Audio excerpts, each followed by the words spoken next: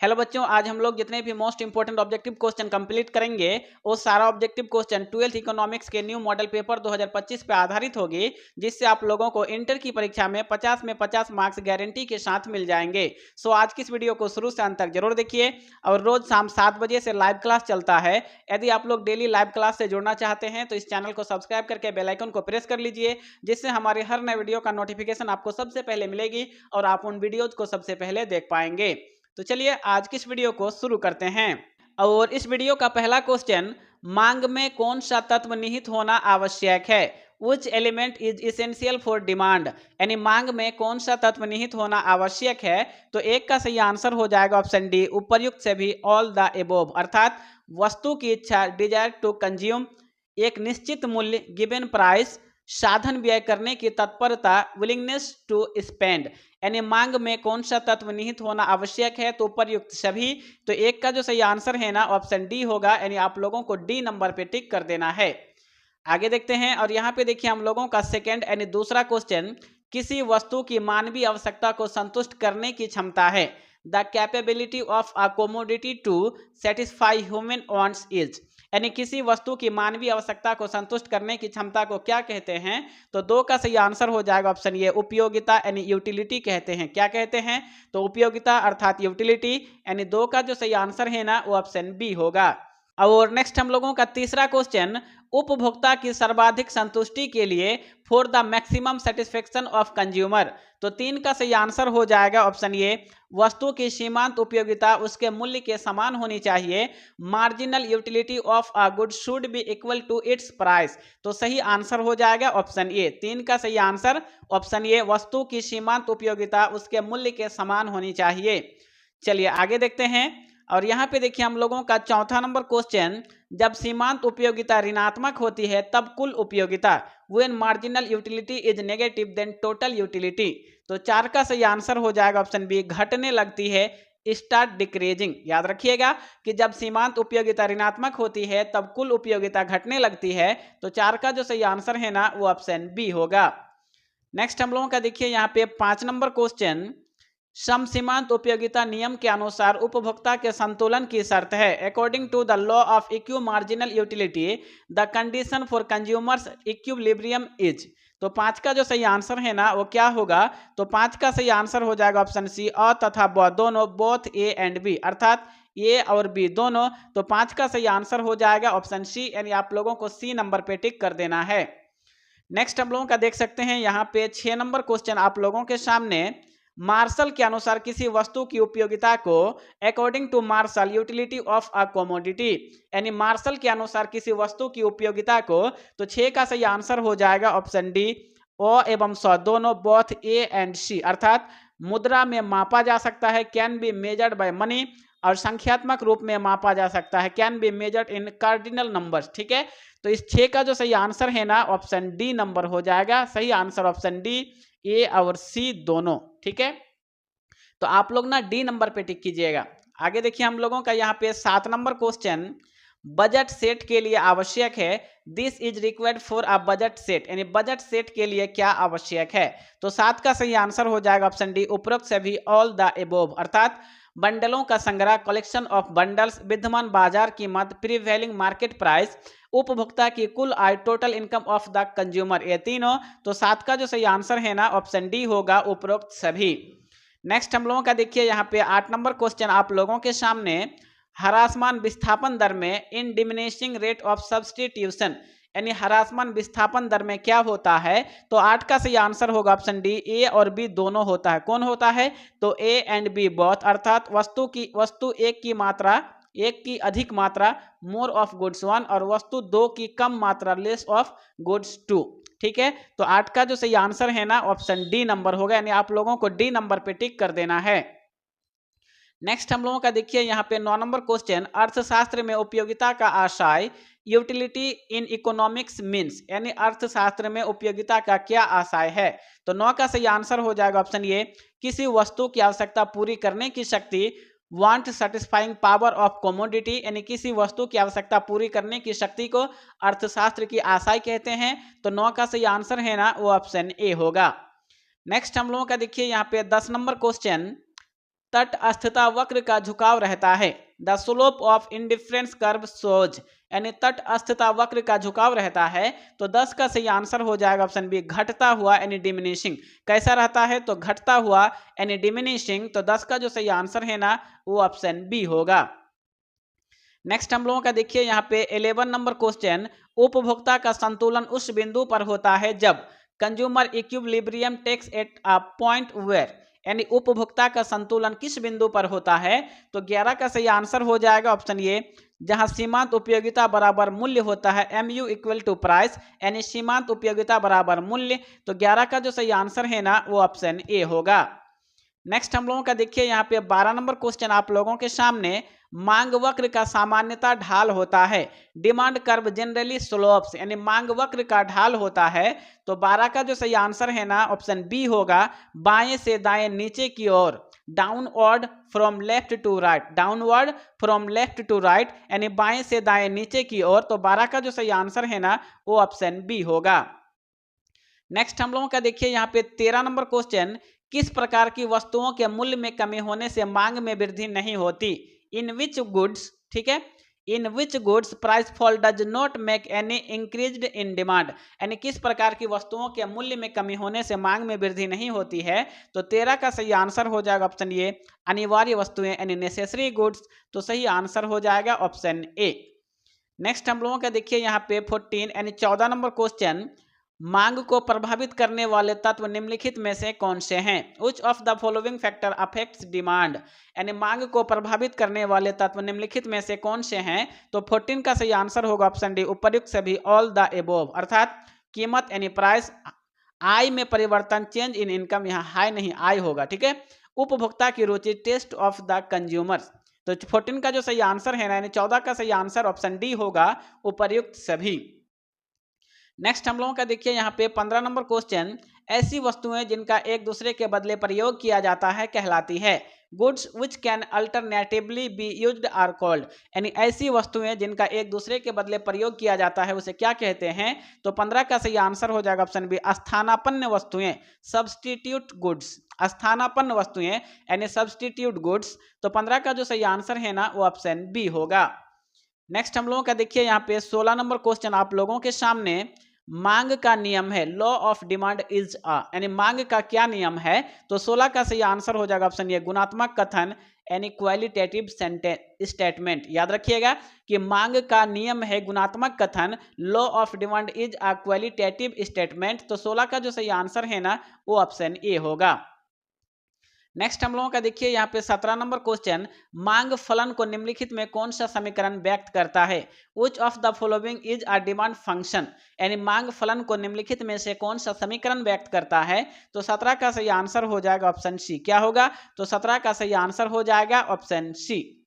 Next हम लोगों का देखिए यहाँ पे 18 यानी 18 नंबर क्वेश्चन, जब x वस्तु की कीमत का परिवर्तन y वस्तु की मांग को प्रभावित करता है तब यह मांग कहलाती है। When change in the price of goods x affect the demand of goods y, this demand is called, तो यह मांग क्या कहलाती है? तो 18 का सही आंसर हो जाएगा ऑप्शन डी, ये सभी, ऑल द एबोव, अर्थात कीमत मांग प्राइस डिमांड, आय मांग इनकम डिमांड और तिथि मांग क्रॉस डिमांड, ये तीनों। तो 18 का जो सही आंसर है ना वो ऑप्शन डी होगा। और नेक्स्ट हम लोगों का 19 नंबर क्वेश्चन, सामान्य वस्तुओं के लिए मांग का नियम वस्तु की कीमत एवं वस्तु की मांग के बीच व्यक्त करता है। For normal goods law of demand state the relationship between price and quantity of goods, यानी सामान्य वस्तुओं के लिए मांग का नियम वस्तु की कीमत एवं वस्तु की मांग के बीच क्या व्यक्त करता है? तो 19 का सही आंसर हो जाएगा ऑप्शन सी, विपरीत संबंध को यानी इंक्रीज, क्या होगा? तो विपरीत संबंध को, यानी 19 का जो सही आंसर है ना वो ऑप्शन सी होगा। नेक्स्ट हम लोगों का देख सकते हैं यहाँ पे 20 यानी 20 नंबर क्वेश्चन आप लोगों के सामने, मांग में कमी के निम्नलिखित में कौन से कारण हैं? Which of the following is a reason for fall in demand, यानी मांग में कमी के निम्नलिखित में से कौन से कारण हैं? तो 20 का सही आंसर हो जाएगा ऑप्शन डी, उपर्युक्त सभी, ऑल द एबोव, अर्थात आय में कमी, फॉल इन इनकम, क्रेताओं की संख्या में कमी, fall in number of buyers, उपभोक्ताओं की रुचि में कमी, fall in taste of consumer, ये तीनों। तो 20 का जो सही आंसर है ना वो ऑप्शन डी होगा। नेक्स्ट हम लोगों का देखिए यहाँ पे 21 नंबर क्वेश्चन आप लोगों के सामने, कॉफी के मूल्य में वृद्धि होने से चाय की मांग, with rise in coffee price the demand of T, यानी कॉफी के मूल्य में वृद्धि होने से चाय की मांग बढ़ती है, तो ये किसका सही आंसर हो जाएगा? ऑप्शन ए बढ़ती है यानी राइजेज, तो सही आंसर हो जाएगा ऑप्शन ए। नेक्स्ट हम लोगों का देखिए यहाँ पे 22 नंबर क्वेश्चन आप लोगों के सामने, मांग में संकुचन तब होता है जब contraction in demand appears when, यानी मांग में संकुचन तब होता है जब, तो 22 का सही आंसर हो जाएगा ऑप्शन ए कीमत बढ़ती है और मांग घटती है, price rises and demand fall. तो 22 का जो सही आंसर है ना वो ऑप्शन ए होगा। और नेक्स्ट हम लोगों का 23 नंबर क्वेश्चन, निम्नलिखित में से किसके परिवर्तन से मांग में परिवर्तन नहीं होता? For a change in which of the following there is no change in demand, यानी निम्नलिखित में से किसके परिवर्तन से मांग में परिवर्तन नहीं होता है? तो 23 का सही आंसर हो जाएगा ऑप्शन डी इनमें से कोई नहीं, नन ऑफ दीज, यानी ये तीनों गलत है, तो सही आंसर हो जाएगा ऑप्शन डी इनमें से कोई नहीं। नेक्स्ट हम लोगों का देखिए यहाँ पे 24 यानी 24 नंबर क्वेश्चन, मूल्य में वृद्धि से गिफिन वस्तुओं की मांग, मूल्य वृद्धि से गिफिन वस्तुओं की मांग with a rise in price the demand for Giffen goods, तो 24 का जो सही आंसर है ना वो ऑप्शन ए हो जाएगा, बढ़ती है यानी इंक्रीजेज। याद रखिएगा कि मूल्य वृद्धि से गिफिन वस्तुओं की मांग बढ़ जाती है, तो 24 का सही आंसर हो जाएगा ऑप्शन ए। नेक्स्ट हम लोगों का देख सकते हैं यहाँ पे 25 नंबर क्वेश्चन आप लोगों के सामने, किसी सामान्य वस्तु के मांग वक्र की ढाल होती है? The slope of the demand curve of a normal goods is, यानी किसी सामान्य वस्तु के मांग वक्र की ढाल होती है, तो 25 का सही आंसर हो जाएगा ऑप्शन ए ऋणात्मक यानी नेगेटिव होती है, तो सही आंसर हो जाएगा ऑप्शन ए। नेक्स्ट हम लोगों का देखिए यहाँ पे 26 नंबर क्वेश्चन आप लोगों के सामने, आय बढ़ने का उपभोक्ता किन वस्तुओं की मांग घटा देता है? आय बढ़ने पर उपभोक्ता जो है वो किन वस्तुओं की मांग घटा देता है? With an increase in income consumer decrease the consumption of which goods, तो 26 का जो सही आंसर है ना वो ऑप्शन सी हो जाएगा, गिफिन वस्तुएं यानी गिफिन गुड्स। याद रखिएगा कि आय बढ़ने पर उपभोक्ता किन वस्तुओं की मांग घटा देता है? तो गिफिन वस्तुएं गिफिन गुड्स, तो 26 का जो सही आंसर है ना वो ऑप्शन सी होगा। नेक्स्ट हम लोगों का देखिए यहाँ पे 27 नंबर क्वेश्चन, मांग में परिवर्तन का निम्नलिखित में से कौन सा कारण है? Which is a reason of change in demand, यानी मांग में परिवर्तन का निम्नलिखित में कौन सा कारण है? तो 27 का सही आंसर हो जाएगा ऑप्शन डी इनमें से सभी, ऑल ऑफ दीज, अर्थात उपभोक्ता की आय में परिवर्तन, चेंज ऑफ कंज्यूमर्स इनकम, संबंधित वस्तुओं की कीमत में परिवर्तन, change in price of related goods और जनसंख्या वृद्धि, पॉपुलेशन इंक्रीजेज, ये तीनों। तो 27 का जो सही आंसर है ना वो ऑप्शन डी होगा, इनमें से सभी, ऑल ऑफ दीज। और नेक्स्ट हम लोगों का 28 नंबर क्वेश्चन, पेट्रोल की कीमत बढ़ जाने पर कार का मांग वक्र खिसक जाता है। Increase in the price of petrol there will be a car demand curve in, तो 28 का जो सही आंसर है ना ऑप्शन सी होगा, बाईं तरफ लेफ्टवर्ड शिफ्ट, यानी सही आंसर हो जाएगा ऑप्शन सी। नेक्स्ट हम लोगों का देखिए यहाँ पे 29 नंबर क्वेश्चन, मांग की लोच है, elasticity of demand is a, मांग की लोच है, तो 29 का सही आंसर हो जाएगा ऑप्शन बी, मात्रात्मक कथन, क्वांटिटेटिव स्टेटमेंट, यानी मांग की जो लोच है ना वो मात्रात्मक कथन है, क्वांटिटेटिव स्टेटमेंट है, तो 29 का जो सही आंसर है ना वो ऑप्शन बी होगा। नेक्स्ट हम लोगों का देखिए यहाँ पे 30 नंबर क्वेश्चन, गिफिन वस्तुओं के लिए कीमत मांग की लोच होती है। For Giffen goods price elasticity of demand is, यानी गिफिन वस्तुओं के लिए कीमत मांग की लोच होती है, तो 30 का सही आंसर हो जाएगा ऑप्शन बी, धनात्मक यानी पॉजिटिव होती है। क्या होती है? तो धनात्मक यानी पॉजिटिव, यानी 30 का जो सही आंसर है ना वो ऑप्शन बी होगा। नेक्स्ट हम लोगों का देखिए यहाँ पे 31 नंबर क्वेश्चन, इकाई से कम मांग की लोच को निम्नलिखित में से कौन व्यक्त करता है? Which of the following shows elasticity less than on, तो इस 31 का जो सही आंसर है ना ऑप्शन ए होगा, आवश्यक वस्तु, नेसेसरी गुड्स, यानी सही आंसर हो जाएगा ऑप्शन ए। नेक्स्ट हम लोगों का देखिए यहाँ पे 32 नंबर क्वेश्चन आप लोगों के सामने, मांग की लोच का माप निम्नलिखित में से किस विधि से किया जाता है? With which method elasticity of demand is measured, यानी मांग की लोच का माप निम्नलिखित में से किस विधि से किया जाता है? तो इस 32 का जो सही आंसर है ना ऑप्शन डी, उपर्युक्त से भी, ऑल द एबोव, अर्थात कुल व्यय रीति, टोटल एक्सपेंडिचर मेथड, प्रतिशत या अनुपातिक रीति, परसेंटेज ऑफ प्रोपोर्शनेट मेथड और बिंदु रीति, पॉइंट मेथड, ये तीनों। तो 32 का जो सही आंसर है ना वो ऑप्शन डी होगा, उपर्युक्त से भी, ऑल द एबोव। चलिए आगे बढ़ते हैं और यहाँ पे देखिए हम लोगों का 33 नंबर क्वेश्चन, मांग की लोच मापने के लिए प्रतिशत या अनुपातिक रीति का प्रतिपादन किसने किया? Who propounded the percentage were proportionate method of measuring elasticity of demand. तो 33 का सही आंसर हो जाएगा ऑप्शन बी, फ्लक्स ने। किसने किया था? तो फ्लक्स ने, यानी सही आंसर हो जाएगा ऑप्शन बी। नेक्स्ट हम लोगों का देखिए यहाँ पे 34 नंबर क्वेश्चन, मांग की लोच को प्रभावित करने वाले घटक कौन से हैं? Which of the following factor affects elasticity of demand? यानी मांग की लोच को प्रभावित करने वाले घटक कौन से हैं?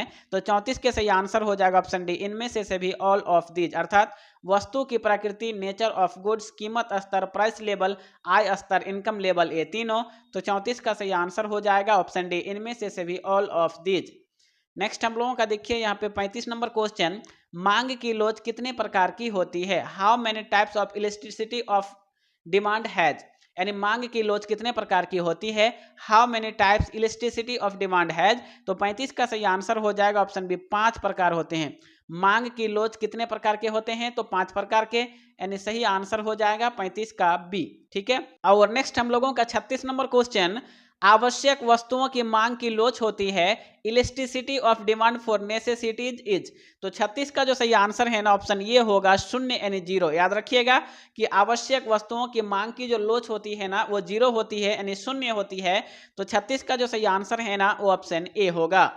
नेक्स्ट हम लोगों का देखिए यहाँ पे 37 नंबर क्वेश्चन आप लोगों के सामने, व्यापार शेष बराबर क्या होता है? तो 37 का सही आंसर हो जाएगा ऑप्शन ए, दृश्य मदों का निर्यात माइनस दृश्य मदों का आयात, export of visible items minus import of visible items. ठीक है। तो 37 का जो सही आंसर है ना वो ऑप्शन ए होगा। नेक्स्ट हम लोगों का देख सकते हैं यहाँ पे 38 नंबर क्वेश्चन आप लोगों के सामने, भुगतान शेष के अंतर्गत निम्नलिखित में से कौन सी मदें सम्मिलित होती है? तो 38 का सही आंसर होगा ऑप्शन डी, इनमें से सभी ऑल द एबोव, अर्थात दृश्य मदे, विजिबल आइटम्स, अदृश्य मदे, इनविजिबल आइटम्स, पूंजी अंतरण, कैपिटल ट्रांसफर, ये तीनों। तो 38 का जो सही आंसर है ना वो ऑप्शन डी होगा। नेक्स्ट हम लोगों का देखिए यहाँ पे 39 नंबर क्वेश्चन आप लोगों के सामने, दृश्य मदों के अंतर्गत निम्नलिखित में से किसे सम्मिलित किया जाता है? Which one of the visible item of balance of payment? तो 39 का सही आंसर हो जाएगा ऑप्शन डी, उपयुक्त सभी ऑल द एबोव, अर्थात मशीन, कपड़ा और सीमेंट, ये तीनों। तो 39 का जो सही आंसर है ना वो ऑप्शन डी होगा। नेक्स्ट हम लोगों का देखिए यहाँ पे 40 नंबर क्वेश्चन, अदृश्य मदों के अंतर्गत निम्नलिखित में किसे सम्मिलित किया जाता है? Which one is the invisible item of balance of payment? यानी अदृश्य मदों के अंतर्गत निम्नलिखित में से किसे सम्मिलित किया जाता है? तो 40 का सही आंसर होगा ऑप्शन डी, उपयुक्त सभी ऑल द एबोव, अर्थात बैंकिंग, जहाज रानी यानी शिपिंग, सूचना यानी कम्युनिकेशन, ये तीनों।